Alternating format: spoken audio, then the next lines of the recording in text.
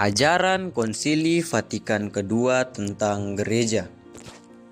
Konsili Vatikan II adalah peristiwa besar dalam sejarah gereja Katolik yang membawa pembaruan mendalam terhadap pemahaman gereja. Salah satu ajaran terpenting dari konsili ini adalah tentang gereja atau eklesiologi yang dijabarkan secara khusus dalam dokumen konstitusi dogmatis Lumen Gentium yang berbunyi terang bangsa-bangsa. Pokok utama ajaran Konsili Vatikan II tentang gereja yaitu yang pertama, gereja sebagai misteri dan sakramen keselamatan. Konsili menegaskan bahwa gereja bukan sekedar organisasi sosial atau lembaga manusiawi, tetapi misteri ilahi berasal dari rencana keselamatan Allah dan dipimpin oleh Roh Kudus. Gereja dipahami sebagai sakramen keselamatan, yakni tanda dan sarana yang menghadirkan kasih dan rahmat Allah bagi dunia.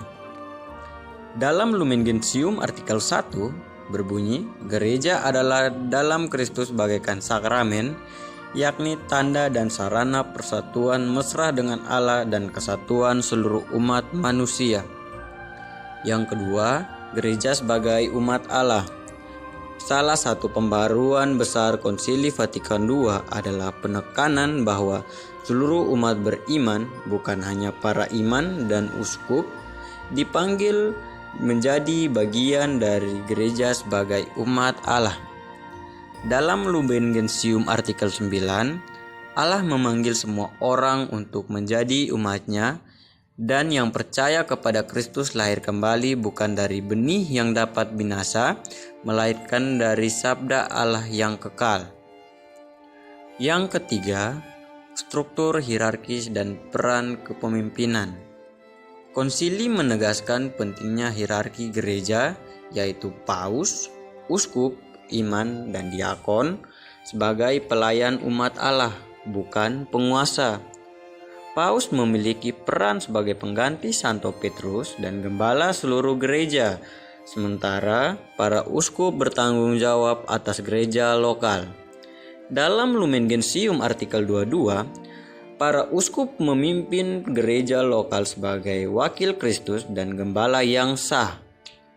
Bersama Paus membentuk kolegium yang bertanggung jawab atas gereja universal.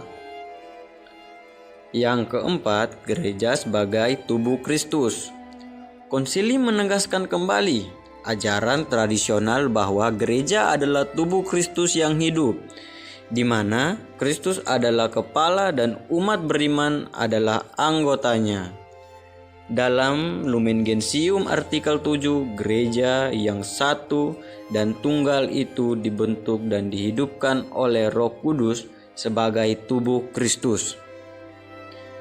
Yang kelima, panggilan universal kepada kekudusan.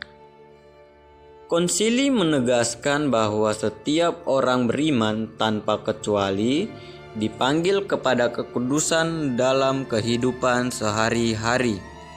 Dalam Lumen Gentium artikel 39, di dalam gereja semua orang entah milik hierarki atau termasuk umat beriman biasa dipanggil kepada kekudusan. Yang keenam, gereja dalam dialog dengan dunia.